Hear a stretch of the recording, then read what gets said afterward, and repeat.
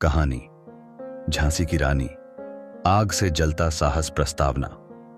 भारत का इतिहास शौर्य और बलिदान की अनगिनत गाथाओं से भरा है, लेकिन कुछ कहानियां ऐसी होती हैं जो न सिर्फ इतिहास बनती हैं बल्कि आने वाली पीढ़ियों को प्रेरणा देती हैं। ऐसी ही एक कहानी है रानी लक्ष्मीबाई की, जिन्हें हम झांसी की रानी के नाम से जानते हैं। एक लड़की जिसने डर को नहीं चुना। कहानी शुरू होती है वाराणसी की एक गली से, जहां 19 नवंबर 1828 को एक नन्ही बच्ची ने जन्म लिया। नाम रखा गया मणिकर्णिका। लोग प्यार से मनु बुलाते थे। वो तलवार से खेलती, घुड़सवारी करती और लड़कों के साथ कुश्ती तक कर लेती। समाज को ये सब लड़कियों के काम नहीं लगते थे, लेकिन मनु कभी रुकी नहीं। शादी और अचानक बना जीवन युद्ध भूमि। मनु की शादी झांसी के राजा गंगाधर राव से हुई और वो बन गई रानी लक्ष्मीबाई। एक शांत जीवन चल रहा था कि एक दिन राजा की मृत्यु हो गई। संतान ना होने के कारण अंग्रेजों ने डॉक्ट्रिन ऑफ लैप्स के तहत झांसी को हड़पने की तैयारी की।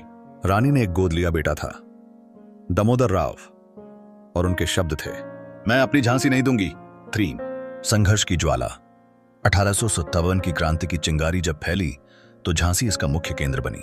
रानी लक्ष्मीबाई ने घोड़े पर चढ़कर तलवार थामी, सेना बनाई, महिलाओं को भी युद्ध प्रशिक्षण दिया।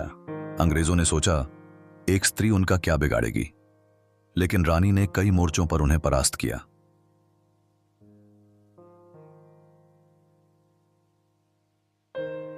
युद्ध में वीर गति, लेकिन हार नहीं। 17 जून 1858 को ग्वालियर के मैदान में रानी दुश्मनों से लड़ी। पुरुषों की तरह नहीं, एक मां, एक सिपाही, एक अग्नि की तरह।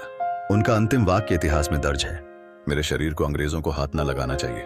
और वैसा ही हुआ। सैनिकों ने उनका अंतिम संस्कार तुरंत किया और अंग्रेज उन्हें कभी छू भी नहीं पाए।